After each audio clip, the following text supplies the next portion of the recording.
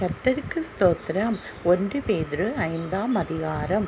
உங்களிலுள் மூப்பருக்கு உடன் மூப்பரும் கிறிஸ்துவின் பாடுகளுக்கு சாட்சியும் இனி வெளிப்படும் மகிமைக்கும் பங்காளியுமாயிருக்கிற நான் புத்தி சொல்கிறது என்னவென்றால், உங்களிடத்திலுள்ள தேவனுடைய மந்தையை நீங்கள் மேய்த்து கட்டாயமாயல்ல, மனப்பூர்வமாயும் அவலட்சணமான ஆதாயத்திற்காகவும் அல்ல, உற்சாக மனதோடும் சுதந்திரத்தை இருமாப்போடு ஆளுகிறவர்களாக அல்ல, மந்தைக்கு மாதிரிகளாகவும் கண்காணிப்பு செய்யுங்கள்.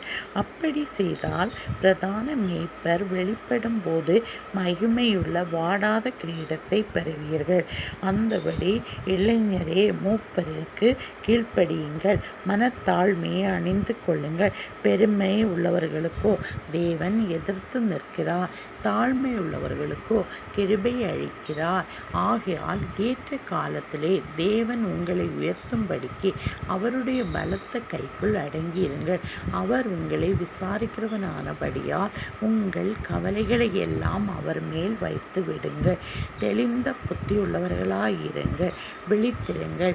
ஏனெனில் உங்கள் எதிராளியான பிசாசானவன் கட்சிக்கிற சிங்கம் போல் எவனை விழுங்கலாமோ என்று வகை தேடி சுற்றித் திரிகிறான். விசுவாசத்தில் உறுதியாயிருந்து பிசாசானவனுக்கு எதிர்த்து நில்லுங்கள்.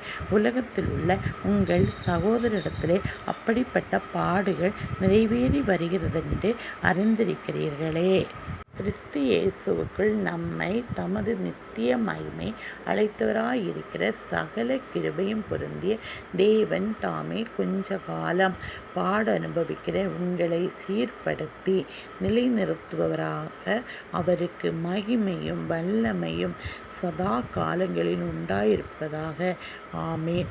உங்களுக்கு புத்தி சொல்லும்படிக்கும் நீங்கள் நிலை கொண்டு நிற்கிற கிருபை தேவனுடைய மெய்யான கிருபை தான் என்று சாட்சியிடும் படிக்கும் நான் சுருக்கமாக உங்களுக்கு எழுதி எனக்கு தோன்றுகிறபடி உண்மையுள்ள சகோதரராகிய சில்வானின் கையிலே கொடுத்து அனுப்பியிருக்கிறேன். உங்களுடனே கூட தெரிந்து கொள்ளப்பட்டிருக்கிற பாபிலோனிலுள்ள சபையும் என் குமாரனாகிய மார்க்கும் உங்களுக்கு வாழ்த்துதல் சொல்வார்கள். ஒருவரை ஒருவர் அன்பின் முத்தத்தோடே வாழ்த்துதல் செய்யுங்கள். கிறிஸ்து இயேசுவுக்குள்ளான உங்கள் அனைவருக்கும் சமாதானம் உண்டாவதாக. ஆமேன்.